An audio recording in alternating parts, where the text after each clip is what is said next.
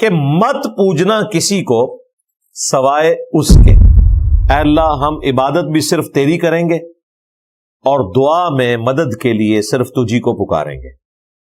توحید ہی اس کائنات کی پیدائش کا مقصد ہے۔ توحید کی وجہ سے انبیاء کرام نے تکلیفیں اٹھائیں، قربانیاں دیں۔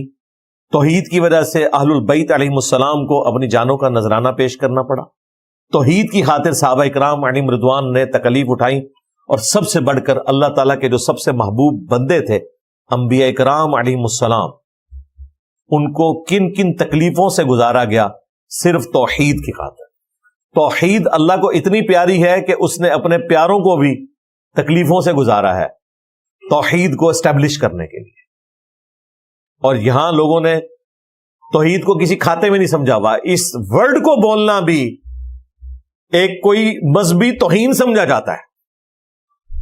یعنی یہ دیکھیں، توحید کا ورڈ ہی اتنا ان کے لیے ہاربل ہو جاتا ہے کہ انہیں سمجھ آ جاتی ہے کہ بس اب بابوں کی شامت آ جائے گی، جو کہ توحید کا لفظ سامنے آ گیا۔ اور ظاہر ہے یہ حقیقت ہے، یہ لازم و ملزوم ہے۔ ایک اللہ کا جب ذکر ہوگا تو اللہ کے مقابل جو ہستیاں کھڑی کی ہوئی ہیں، خواہ وہ انبیاء ہی کیوں نہ ہو، ان کا ذکر بھی پھر اسی طریقے سے ہوگا کہ توحید اسٹیبلش ہو۔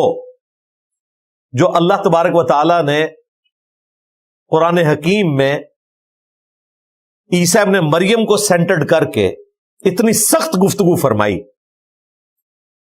لقد کفر الذین قالوا ان اللہ هو المسیح ابن مریم، بے شک وہ لوگ کھلا کفر کر رہے ہیں جو کہہ رہے ہیں کہ اللہ ہی عیسیٰ ابن مریم۔ فمن یملک من اللہ شیئا، تو بتاؤ اللہ تعالی کا کوئی کیا بگاڑ لے گا؟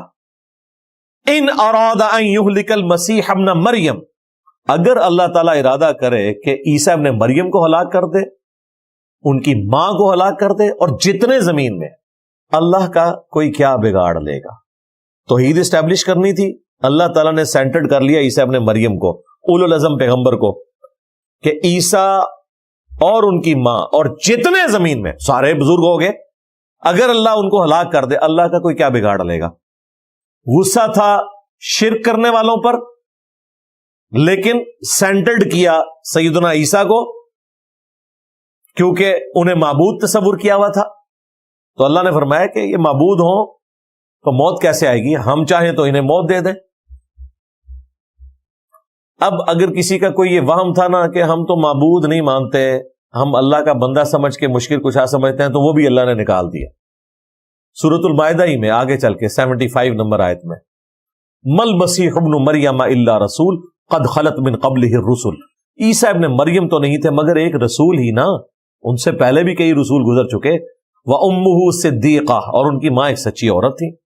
كَانَا يَأْكُلَانِ الطَّعَامَ، دونوں روٹی کھانے کے محتاج تھے۔ دیکھو ہم اپنی آیات کتنی کھول کھول کر بیان کرتے ہیں، پھر ان کو دیکھو کہاں الٹے پھرے جاتے ہیں۔ کیا اللہ کے سوا، افتعبدون من دون اللہ، من دون اللہ بھی کہہ دیا عیسیٰ اور ان کی والدہ کو، حالانکہ وہ حزب اللہ تھے۔ من دون اللہ اس لیے کہا کہ اللہ کے مقابلے پر کرسچن نے ٹھہرا لیا تھا۔ کیا تم اللہ کے سوا ان ہستیوں کی عبادت کر رہے ہو جو نہ تمہارے نقصان کے مالک ہیں نہ نفع کے؟ یہاں بھی شیطان داخل ہو سکتا تھا کہ چونکہ کرسچن حضرت عیسیٰ علیہ السلام کی عبادت کرتے تھے، اس لیے اللہ تعالیٰ نے کہا کہ عیسیٰ ابن مریم کی عبادت نہ کرو،